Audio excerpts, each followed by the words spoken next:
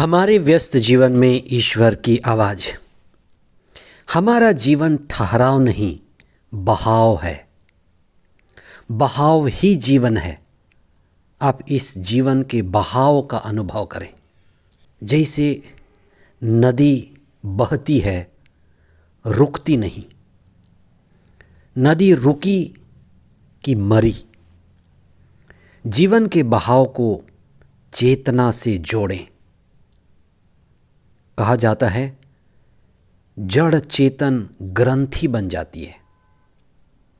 चेतन को जड़ को बहा देना है।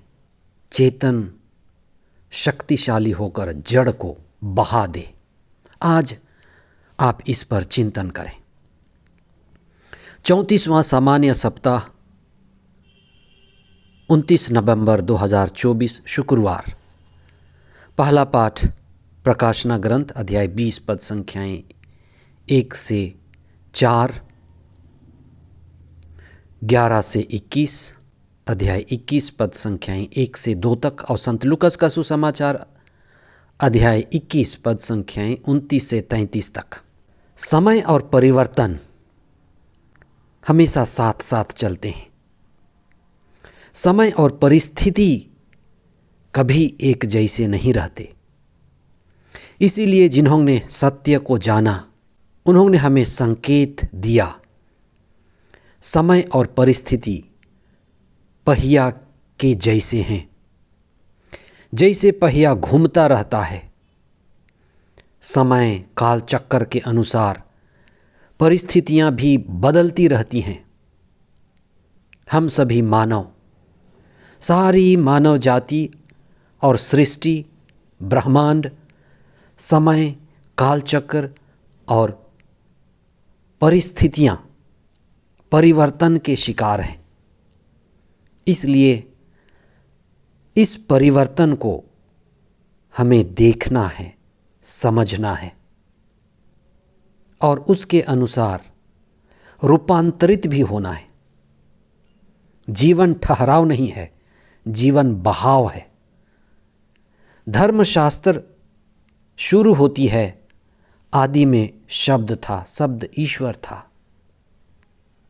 ईश्वर सृष्टि और कालचक्र और परिस्थितियों से बड़ा है।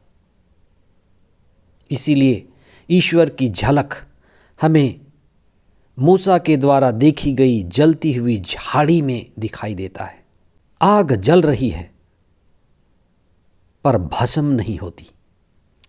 सब चीज को भस्म कर देती है पर वो भस्म नहीं होती। इसीलिए आग को हव्य वाहन कहा जाता है। उस सब को लेकर चलती है पर खुद परिवर्तित नहीं होती। ईश्वर सृष्टि और काल चक्कर से और परिस्थिति से बड़ा है। इसीलिए हम प्रार्थना के द्वारा ईश्वर से जुड़ते हैं और जब हम ईश्वर से जुड़ते हैं, विभिन्न परिस्थितियों का सामना वीरतापूर्वक कर सकते हैं, क्योंकि हम स्रोत से जुड़ जाते हैं। प्रार्थना के द्वारा आप स्रोत के साथ जुड़ जाएं। आज का सुसमाचार अंतिम दिनों में, कायामात के दिनों में होने वाली विचित्र घटनाओं का जिक्र करता है कि घोर संकट आने वाला है, मृत्यु घटने वाली है, जिसका भी शुरू होता है अंत होता है। और जिस समय ईसा यरूशलेम और यूदा के बारे में देख रहे थे, तो उनको भविष्यवाणी जो मिली वो ये थी कि ये घटना घटेगी। और ईसा का दिव्य वचन कहता है कि अंजीर के पेड़ को देखो और उसके द्वारा समझ बढ़ाओ, सीखो। गर्मी और सर्दी जैसे जैसे शुरू होती है, परिस्थितियां बदलती हैं। सब चीज़ सृष्टि में गर्मी या सर्दी के लिए धीरे धीरे बदलने लगता है।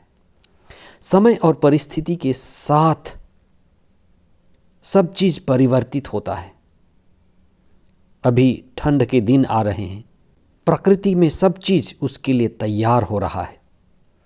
इसीलिए हमें प्रकृति को देख करके अच्छाई सच्चाई के लिए अपने परिस्थिति को बदलना है और उसके ऊपर उठना है।